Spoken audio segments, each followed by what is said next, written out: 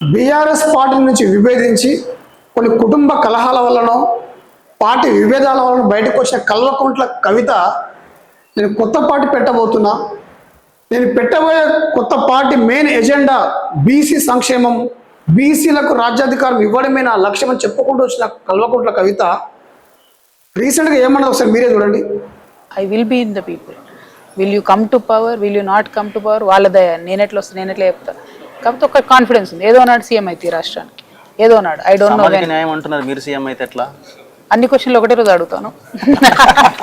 Thank you so much. ఈ క్వశ్చనే అసలైన క్వశ్చన్ అని నేను అనుకుంటున్నాను.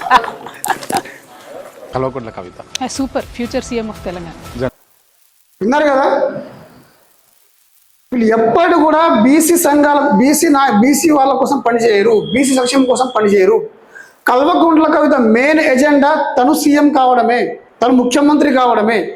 ఇక్కడ ఇంకో విచిత్రం ఏంటంటే కల్వకుంట్ల కవిత వెనకాల ఉన్న ప్రతి ఒక్క క్యాడర్ ఎవరైతే జెండాలు మోస్తున్నారో, ఎవరైతే జిందాబాద్లు కొడుతున్నారో వాళ్ళందరూ కూడా ఎస్సీ ఎస్టీ బీసీ వాళ్ళే ఉన్నారు. మీకు కొద్దిగా బుద్ధి ఉండాలి కదా. ఆమె స్పష్టంగా చెప్తుంది, నేను కాబోయే ముఖ్యమంత్రిని, తెలంగాణ రాష్ట్రానికి తొలి మహిళా ముఖ్యమంత్రి నేనే, నాకు ఖచ్చితంగా నమ్మకం ఉంది, ఏదో ఒక రోజు నేను తెలంగాణ రాష్ట్రానికి ముఖ్యమంత్రి అవుతా అని ఆమె స్పష్టంగా మాట్లాడుతుంది. జర్నలిస్ట్ రఘుతో కావచ్చు, జర్నలిస్ట్ క్రాంతితో కావచ్చు, వాళ్ళ ఇంటిలో స్పష్టంగా చెప్పింది ఆమె. అయినప్పటికీ మళ్ళీ ఆమె బీసీల కోసం ఎట్లా పనిచేస్తున్నట్టు? ఆమె ఎజెండా బీసీ సంక్షేమం కాదు, ఆమె ఎజెండా ఎస్సీ ఎస్టీ బీసీలకు రాజ్యాధికారం కాదు. ఆమె ఎజెండా, ఆమె టార్గెట్ మొత్తం కూడా తను ముఖ్యమంత్రి కావడమే. గతంలో కూడా తెలంగాణ రాకముందు తెలంగాణకి తొలి ముఖ్యమంత్రి దళితుడే అని చెప్పేసి వచ్చినటువంటి కల్వకుంట్ల చంద్రశేఖరరావు తనే ముఖ్యమంత్రి ఆయన తప్ప దళితులకు ఇయ్యలే. సో ఈమె కూడా ఒకవేళ పార్టీ అధికారంలోకి వస్తారో తెలియదు, కానీ ఒకరు వస్తే కనుక తను ముఖ్యమంత్రి కానీ ట్రై చేస్తుంది తప్ప ఎస్సీ ఎస్టీ బీసీల కోసం మాత్రం కాదు.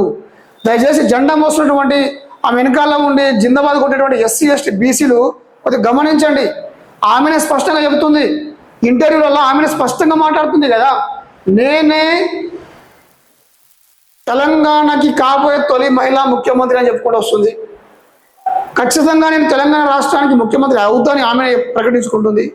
మళ్ళీ మనం ఏమనుకుంటున్నాం, ఆమె బీసీల కోసం పార్టీ పెట్టింది, బీసీల కోసం పనిచేస్తాం అనుకుంటున్నాం మనం.